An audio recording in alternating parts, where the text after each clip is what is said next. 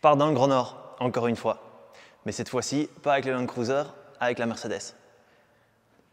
Et même si c'est la même destination, je peux te dire que ça va être une aventure complètement différente. Mais avant que je t'explique un peu le pourquoi du comment, il faut que j'équipe cette voiture.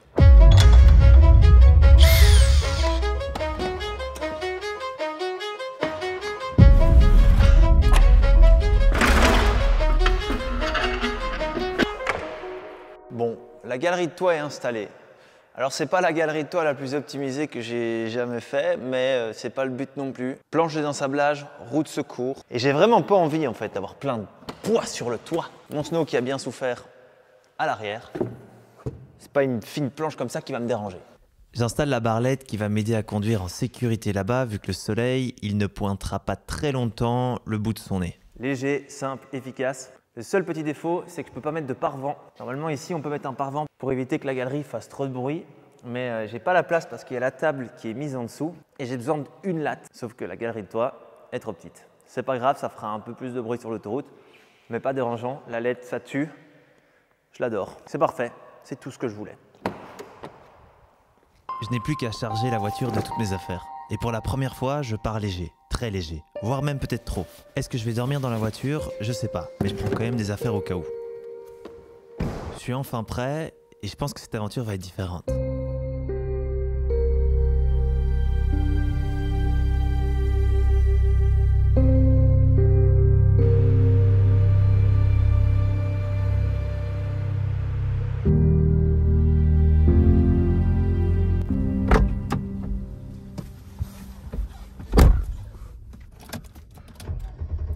« 6h30 du mat, c'est parti. Objectif Stockholm ce soir, Belgique-Stockholm, c'est 1585 km. Donc c'est pas rien. Mais je me suis mis en mode ultra sport, c'est-à-dire roue de secours à l'intérieur, plaque de désensablage aussi. Ça faisait longtemps, histoire d'avoir moins de prise au vent sur l'autobahn. Direction le nord. Le Grand Nord, là où il gèle, là où il y a de la neige, là où il y a un vrai hiver, pas comme on a ici où il pleut, il vente, les feuilles tombent. En fait, c'est ça que j'aime bien avec cette expédition, c'est que je commence à me rendre compte que les météos mi-filles, mi-raisins, c'est pas trop ce qui m'enchante. Parce qu'en fait, j'en ai un petit peu marre de me retrouver en automne, en hiver, en Belgique, quand il pleut. Il fait vraiment dégueu, t'as un petit crachat dehors de pluie, c'est pas agréable, alors que dans le Grand Nord, il y a peut-être moins de luminosité, mais tout est blanc, il fait vraiment froid et tu peux vraiment profiter des plaisirs d'hiver. Et c'est exactement ce qu'on va faire, ça tombe bien. C'est bizarre quand même que j'ai hâte de mettre 1580 km sur une journée. Cruise control, 1566 km à parcourir et bientôt 210 000 km avec la Mercedes.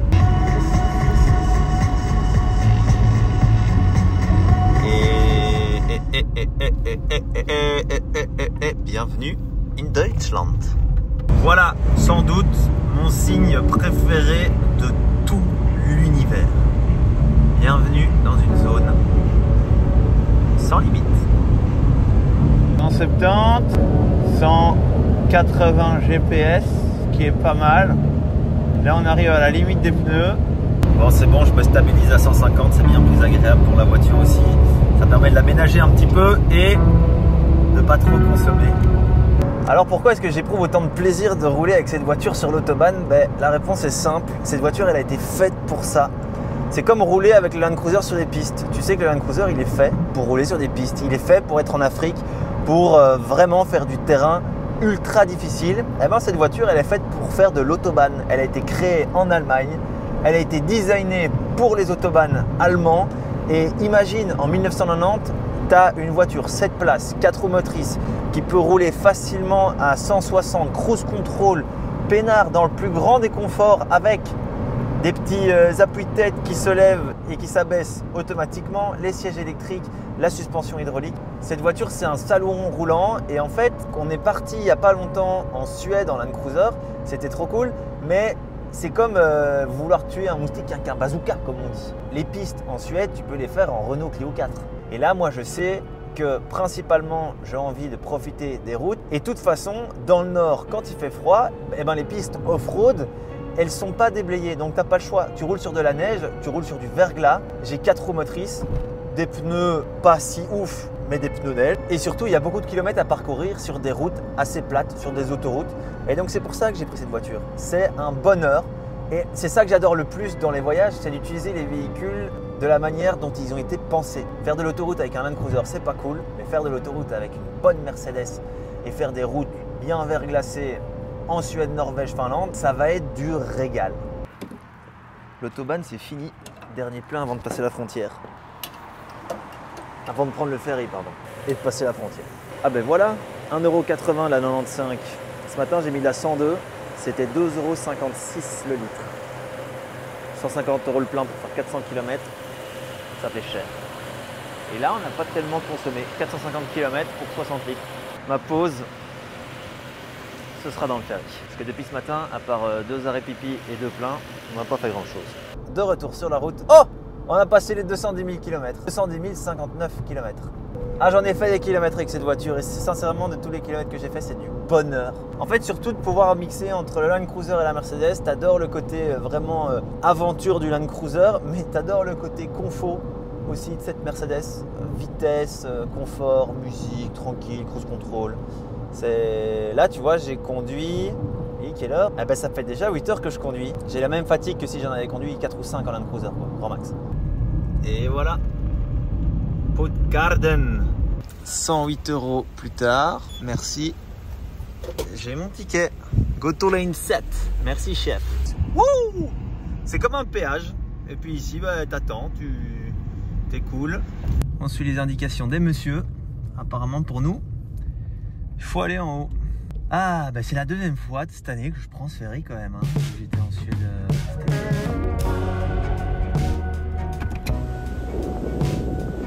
Le ferry, c'est la petite occasion pour profiter de la vue et du soleil. Prendre un petit sandwich, une petite boisson pour reprendre un petit peu d'énergie pour le restant de la route. Parce que je ne suis pas encore arrivé. The ferry will arrive in 5 minutes. Passengers are asked to get ready to disembark.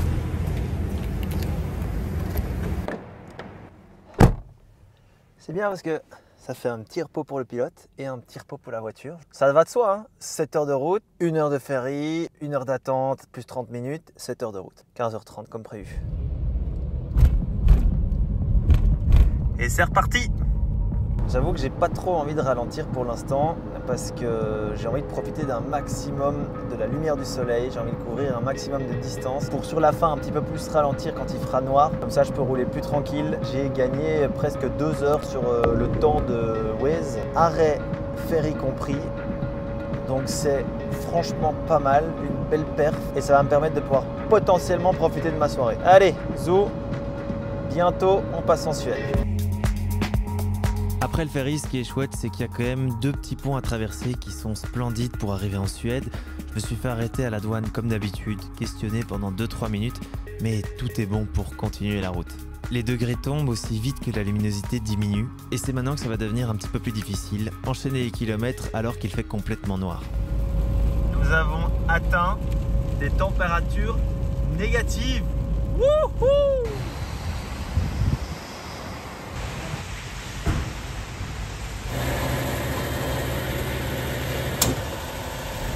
C'est la dernière ville avant Stockholm.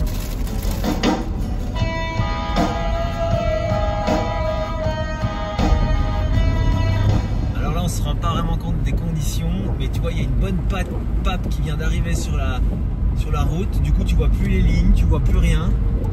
Et j'ai vu des Volvo qui me dépassaient sur la bande de gauche faire des écarts. Eux, ils ont le SP. Donc moi, si elle part en dérapage, c'est fini. Là, j'avoue, je me dis que j'aurais peut-être dû mettre des vrais pneus neige parce que là, j'ai des vieux pneus en coupe, je sais pas quoi, off-road, montagne et neige. Bon, hein, j'ai déjà fait pas mal de neige et ça tient, mais peut-être que des spécifiques neige, ça aurait été pas mal. Mais bon. Bon, alors aujourd'hui, j'ai fait péter le budget. J'ai trouvé l'Airbnb le moins cher de toute la Suède, je pense. J'ai même pas payé 20 €.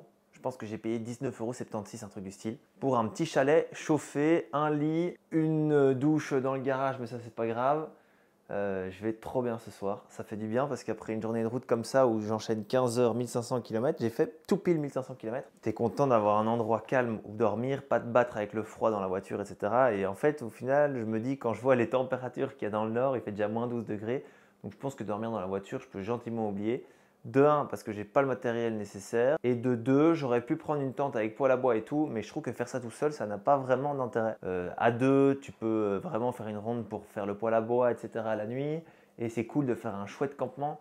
Mais là, tout seul, je préfère kiffer de mon côté dans des chalets, dans des petits Airbnb cool et vraiment essayer de vivre comme les Suédois le font au final. C'est ça le but de cette expérience. J'ai envie de m'imprégner d'un hiver en Suède dans le grand froid. Et pas sous la pluie comme en Belgique. Voilà. Allez, on se voit demain.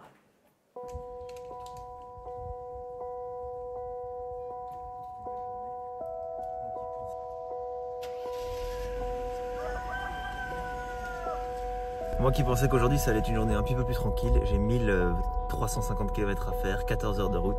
Ce qui est bien, c'est que ça va être des routes suédoises, donc le rythme va être très doux. Et normalement, là il fait moins 0,5 degrés. Normalement ce soir on est dans du moins 12. Et ça c'est cool. Bah regarde ce que je vois. Salut.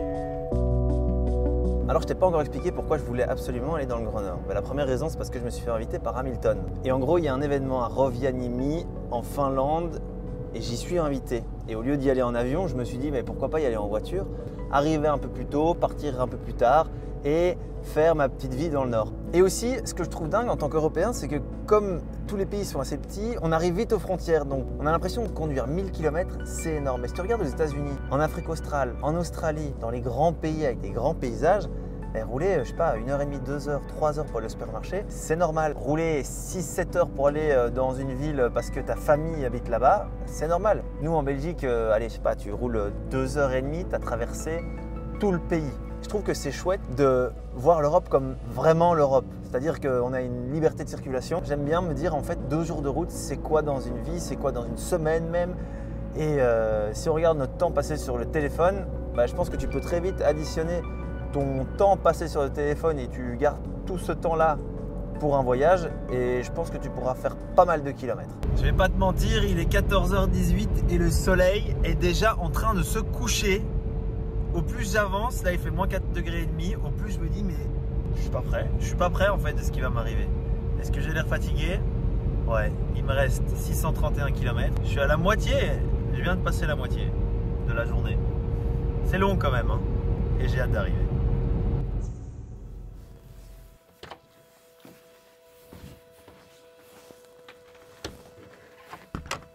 Ça y est, j'y suis. 2850 km plus tard, je suis arrivé en Laponie suédoise. Le seul truc qui me porte préjudice pour l'instant, c'est que j'ai oublié mon bonnet. Et je vais vite avoir froid à la tête. La température est descendue jusqu'à moins 21 degrés hier en roulant. C'est surprenant. Là, il doit faire, je sais pas, entre moins 7 et moins 10, donc ça va encore. De toute façon, je pense qu'entre moins 10 et moins 15, tu vois pas la différence. On dirait pas comme ça, mais il est déjà 10 h du mat. Je me suis bien reposé cette nuit. Et le soleil, je pense qu'il va pas tellement aller plus haut que ça.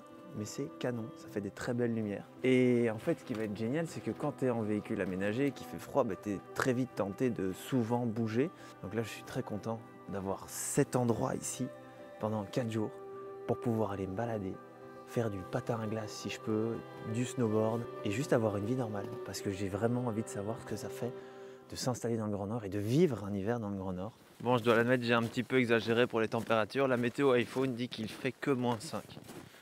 C'est pour ça que j'arrive à avoir mes oreilles sans bonnet, etc. C'est plutôt confortable en vrai. Allez, direction le lac.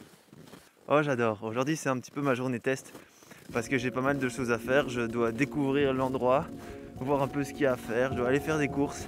Et normalement, j'aurais été faire les courses directement. Mais là, comme le coucher de soleil arrive déjà dans 3 heures, sachant qu'il n'est que 11 heures, bah, je préfère profiter, me balader. Regarde ce que je viens de découvrir. C'est incroyable. Un tipi, libre d'accès. Franchement, je serais encore capable d'aller dormir là-dedans, moi. Un tipi Ouais, c'est une hutte quoi, libre d'accès. Un endroit pour faire le feu, t'as du bois à l'intérieur, du bois dans la cagette à l'extérieur. Ça doit être intéressant comme expérience, mais je sais pas si j'oserais tenter ça tout seul. À deux d'office. Puis mine de rien, en fait, pour avoir accès ici, tu dois avoir une motoneige, parce que tu dois porter tout ton matériel. En le portant, tu peux déjà y aller. Hein. Alors ça, honnêtement, c'est ce que je préfère dans ce genre de petite aventure. Et je pensais pas que ça allait arriver aussi vite. Tu te balades sans prétention dans l'idée d'aller sur un lac gelé.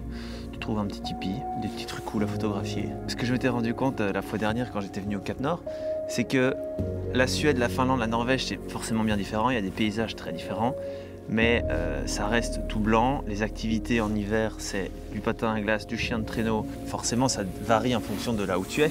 Mais les activités sont un peu similaires. Et donc, je préfère vraiment découvrir en profondeur une région et faire le plus d'activités possible, sachant qu'ici, on est vraiment dans un endroit très propice pour toutes les activités, avec plein d'aurores boréales, etc. Pour un peu avoir ce sentiment d'être chez moi, comme si je m'installais ici en fait. Mais je les pine, je les note. Le Airbnb dans lequel je suis, il est pas très cher, il est vachement cool. Et donc c'est toutes des petites expériences que je note bien gentiment quelque part pour pouvoir les référencer. Peut-être un jour vous les partagez sous un autre format. Oh là là là là, solide. Très solide. 11h40, il est 11h40 et je pense que le soleil est à son apogée. Avec le soleil à cette heure-là, j'ai l'impression qu'il est déjà 16h et qu'il est temps de rentrer, d'aller prendre un petit goûter et de commencer la soirée. Mais non, la journée ne fait que commencer. Et voilà, arrivé à destination, au lac gelé. Ah non mais c'est un délire hein. Moi je vais venir habiter ici c'est sûr. Imagine là, t'es en motoneige, t'es le roi du monde. T'es le roi du pétrole. Patin à glace, t'es le roi du monde. Motoneige, t'es le roi du monde. Tu veux venir pêcher. Ils ont tout compris quand même, hein. C'est suédois. Alors déjà que c'est un délire de venir en été quand les lacs sont pas gelés, de pouvoir se balader avec une petite barque, mais alors là, de pouvoir se balader à pied dessus, c'est magique. Est-ce qu'on ne serait pas au paradis là quand même?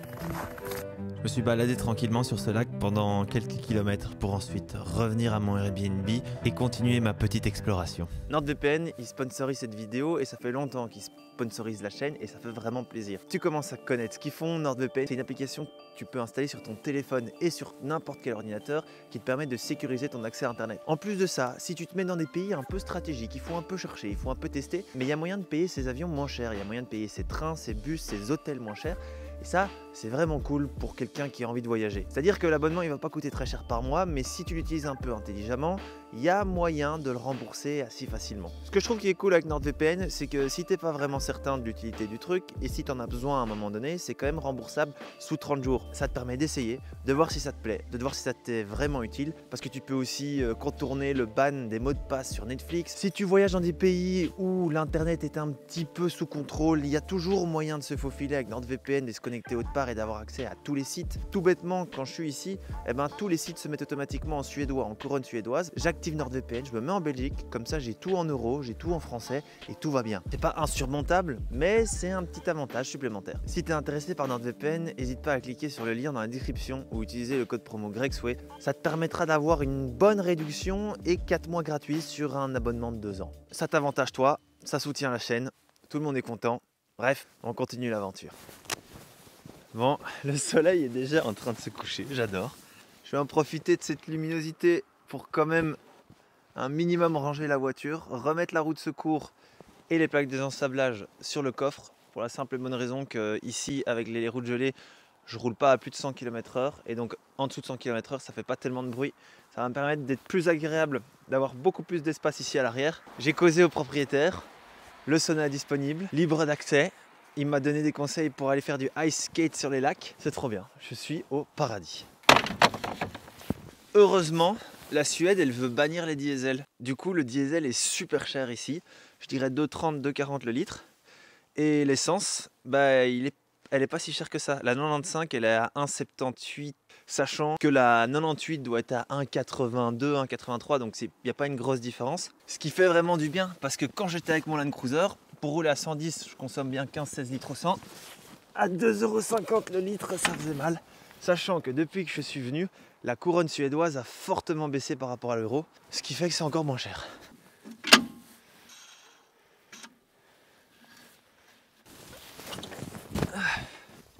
Je vais aller en ville pour la première fois. faire des courses. Je dois acheter des nouvelles bottines de grand froid parce que celles-là j'ai super froid et surtout qu'elles sont très chiantes à mettre et à défaire tout le temps parce qu'il y a des lacets. Bref, moins 8 degrés 5 et il est 15h10. 15h10, c'est fascinant. Et je suis content d'avoir pris la voiture pour un peu voir parce que je suis arrivé hier, il faisait noir. Comme ça, je vois un peu plus les paysages. Et en gros, je le savais, mais on est en basse saison. Vu que les jours ne font que raccourcir, les gens, ça les intéresse pas trop. Il n'y a que des types comme moi que ça intéresse parce que moi, j'ai envie de le vivre. Bienvenue à Kiruna. Kiruna, c'est ici où je vais me poser pendant les prochains jours pour explorer les alentours. C'est ici que je vais faire mon petit camp de base. Alors c'est une ville très spéciale parce que pour moi c'est l'archétype parfait des villes que tu vois dans les documentaires sur le Grand Nord. Parce que oui, je regarde des documentaires sur le Grand Nord. C'est une ville minière, donc c'est très spécial de voir tous ces bâtiments, tous ces logements et puis en fond tu vois des énormes cheminées, plein de fumée qui sort et en fait c'est la plus grande mine de minerai de fer du monde tout simplement. Il y a un gisement qui est large de 80 mètres et qui va jusqu'à 2 km sous terre. Ils ont commencé à l'exploiter en 1899 et à cette période ils ont exploité tout ce qui était à l'extérieur. À partir de 1960, ils ont commencé à creuser des énormes galeries pour exploiter tout le gisement dans le sol. Et c'est fascinant parce que c'est vraiment une ville. Elle a été créée que pour cette mine et donc ça a une dynamique assez spéciale. Et même si voilà, c'est un décor assez sombre, eh ben, il y a énormément de choses à faire dans les alentours. On n'est pas loin du parc national d'Abisko, il y a énormément de lacs. Et ce qui est chouette, c'est qu'il y a aussi beaucoup de dénivelé. On n'est pas loin des montagnes, pas loin de la frontière norvégienne non plus. Et donc c'est pour ça que j'ai choisi cette ville comme première exploration, parce que j'ai envie de voir ce que c'est de vivre vraiment ici dans le Grand Nord, dans une ville assez spéciale. J'ai trouvé mes petites bottines et des grosses chaussettes de ski, vu que je les ai oubliées. Processus très très lent de faire les courses quand tu ne comprends pas un mot de ce qui est écrit sur les étiquettes.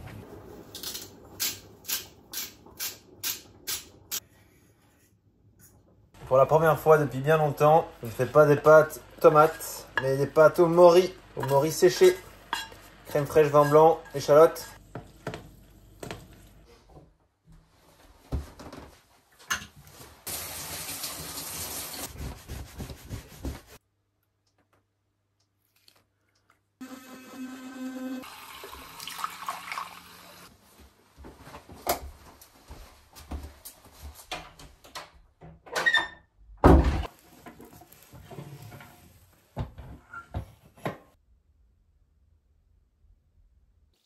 Après une bonne nuit passée avec un petit feu dans la chambre, Le lait avant les céréales. je me prépare tout doucement pour une nouvelle journée. Honnêtement, je suis pas vraiment encore au rythme local. Je me réveille alors que la luminosité est déjà bien présente. Et ça, c'est pas très malin. Ici, je pense qu'ils doivent tous se réveiller vers 6h du mat, se préparer dans le noir et puis dès que le soleil pointe le bout de son nez, profiter un maximum à l'extérieur. Mais bon, moi, j'ai beau être en retard, j'ai quand même réussi à trouver un magasin. Je pense que c'est un magasin étatique qui prête du matériel pendant 2 semaines. J'ai juste dû donner mon adresse mail et mon numéro de téléphone et j'ai réussi à récupérer des patins qui ont été entretenus juste avant qu'on me les donne. Et sincèrement, ce genre de truc, j'ai l'impression qu'il n'y a qu'en Suède qu'il peut y avoir ça. Le soleil est de retour! Yihi! Je me dirige vers un lac qui a été conseillé par la dame qui gère le Airbnb. Apparemment, il y a été il y a quelques jours, donc j'espère que ce sera entre guillemets patinable. En tout cas, je suis vraiment pas déçu d'avoir pris la voiture et de rouler un petit peu parce que j'ai retrouvé quelques petites éclaircies de soleil et c'est pas désagréable. Exactement ce que je voulais voir en arrivant, 2 voitures et des gars qui ont des patins à glace de compète. Au moins ça veut dire que je pourrais suivre des traces et pas avoir trop peur de terminer dans l'eau.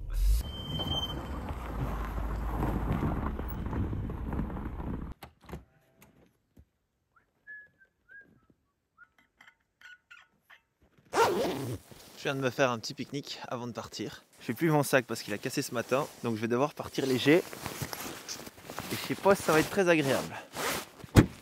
C'est parti. La dame que j'ai croisée m'a gentiment conseillé de ne pas aller sur la gauche. Bah, du coup, je vais gentiment l'écouter. Oh! Oh ouais! Tellement mieux qu'hier! Wouh! Allez, c'est parti!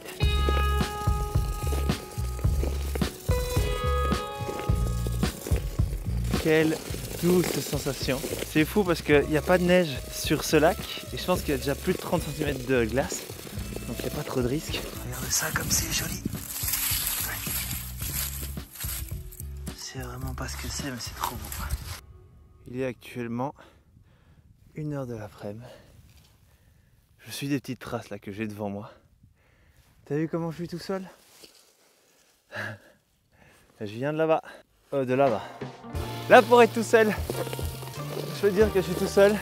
Et après, autant de jours de route, ça fait du bien de bouger un petit peu. Ils ont de la chance quand même ces Suédois. Ils peuvent profiter de la nature comme peu de gens. Ce qui me fascine le plus de là où je suis, c'est le calme. Il n'y a rien, il n'y a pas de bruit. Il n'y a pas d'autoroute, il n'y a pas d'avion. Ou peut-être qu'il y en a, mais 2 par jour, ou 1 par jour. J'en ai pas encore entendu depuis que je suis là. Et ça fait du bien d'être dans le vrai silence. On l'oublie un petit peu parfois que ça peut exister, le vrai silence. Tout ce que je dois faire dans un sens, je dois le faire dans l'autre, donc ça il faut pas oublier. Comme tu peux voir, c'est l'heure de faire demi-tour. Le soleil est passé derrière la montagne là-bas. Et derrière moi, le ciel est un petit peu menaçant. C'est de la brume / de la neige. Mais je vais rentrer parce que demain il va commencer à faire noir. Et de deux, je suis pas chaud de me prendre un truc bizarre sur la tête. J'imagine que c'est pour la pêche. À mon avis, il fait un trou, il met peut-être des polystyrènes pour éviter que ça regèle. Je sais pas. Faudrait que je trouve un moyen pour trouver un pêcheur et faire ça à un moment. Une après-midi ou j'en sais rien. Ce serait chouette. Et voilà, retour à la case départ. Expérience incroyable. Et là tu vas me dire, mais Greg, c'est quand même plus chouette de faire ça à plusieurs. Bah ouais, forcément. À 2, c'est toujours mieux. Cependant, il faut bien être avec les bonnes personnes. Ça sert à rien d'être à plusieurs si c'est pas avec les bonnes personnes. Et être tout seul dans des paysages aussi grandioses et dans un silence aussi profond, bah moi j'aime bien. Ça fait longtemps que je rêve d'explorer le Grand Nord en hiver et là je suis en train de le faire. Donc je ne peux qu'être heureux et ça fait trop du bien.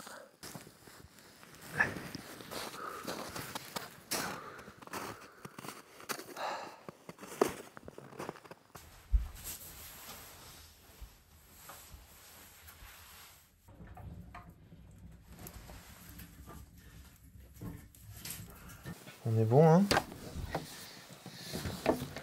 Alors aujourd'hui, c'est une petite journée découverte. Il faut savoir que là où je suis pas loin d'Abisko. Abisko, c'est le meilleur endroit pour voir les aurores boréales. On y avait déjà été il y a longtemps et c'était magnifique. Et en fait, ce qui est génial avec cet endroit, c'est que en termes de météo, t'as presque jamais de nuages. Bien, je dis bien presque. Et donc en gros, là, comme c'est couvert aujourd'hui, je me dis que ça peut être l'occasion d'aller se balader dans les environs pour revoir l'endroit. Et voilà, peut-être faire des chouettes découvertes. Ce qui est bien, c'est que pour l'instant, au plus il fait froid, au mieux il démarre. Ouais, -9, hein. Pas mal, hein. Honnêtement, je sais pas du tout dans quoi je me lance. Je sais juste que je pense qu'il y a une rivière gelée et que c'est très joli. Je ne pense pas que je vais faire long feu dehors parce qu'il y a un ressenti de -14 degrés à cause du vent. Il y a plus de 40 km de vent. Je pense pas que ce soit très agréable. Et ça, il n'y avait pas de là où je suis parti. Est-ce que je suis prêt? Je pars seulement pour 4 km. Mais 4 km avec une tempête, hein?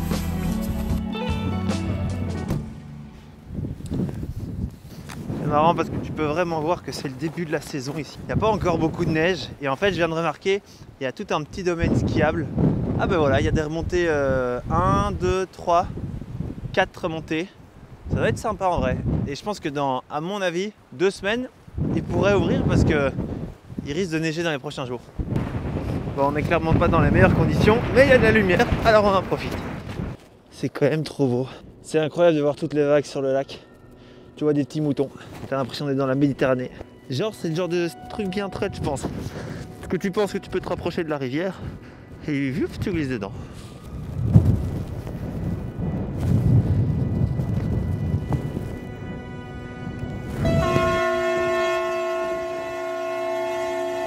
D'être ici, ça me fait penser à quand je regarde des documentaires sur l'Alaska ou j'en sais rien, avec le train qui passe, le froid qui gèle tout, personne qui sort. Et en fait, comme Kiruna, c'est une ville minière, il y a vraiment une ambiance spéciale qui s'y crée.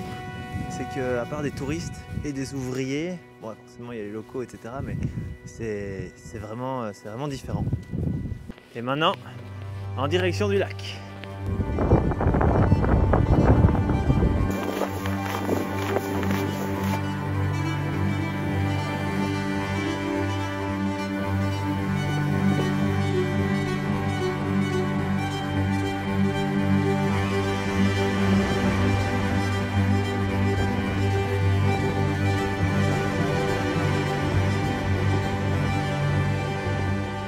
Et voilà, je suis au lac. Wow, c'est plus joli que ce que je pensais. Au niveau de la cascade, laisse-moi te montrer. Wouh, il est temps de retourner à la voiture. J'ai, je pense, 2 km encore à faire. Le soleil est en train de tomber. Donc c'est le moment parfait.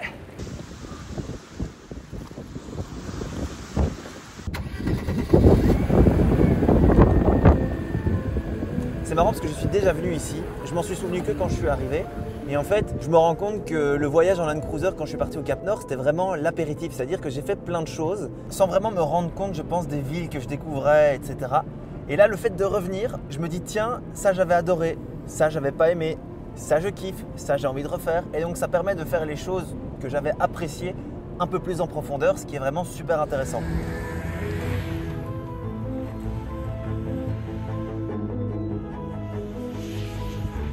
Comment rendre les longs trajets sur les grandes lignes droites suédoises confortables? C'est cette LED. Si je l'avais pas, voilà ce que ça donne. Et là, je suis en grand phare.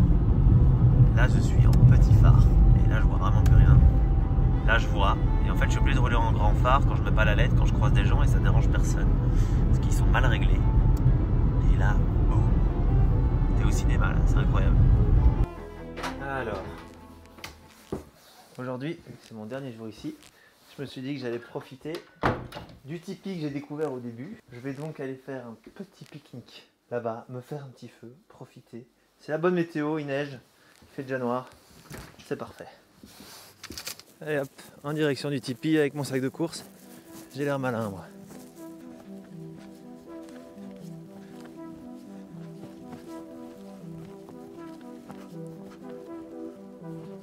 Et nous y revoilà. Alors la lumière. Voilà. Oh wow, il y a des petites théières et tout.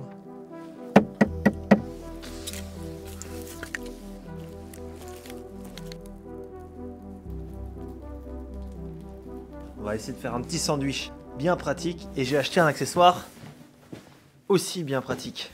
Je sais pas pourquoi, mais ici ils adorent. C'est un truc en fonte, ça pèse bien lourd. Tu mets tout ce qu'il faut dedans et puis tu fais cuire au-dessus du feu, tranquillement. Ouh, ça va être bon. Des petits champignons, échalotes, poivrons, courgettes, aubergines, halloumi. Ça devrait être bon pour un petit sandwich. Hein. Pas mal, hein? De la sauce, du tzatziki. Et voilà le résultat. Un petit sandwich tout chaud. Oh, plein de bonnes choses. Bon, il est temps de rentrer au Airbnb. Dernière nuit. C'est toujours aussi beau dehors. Ça a eu le temps un petit peu de se réchauffer. À l'intérieur, c'était vraiment très agréable. J'ai mis tout comme c'était et on peut y aller.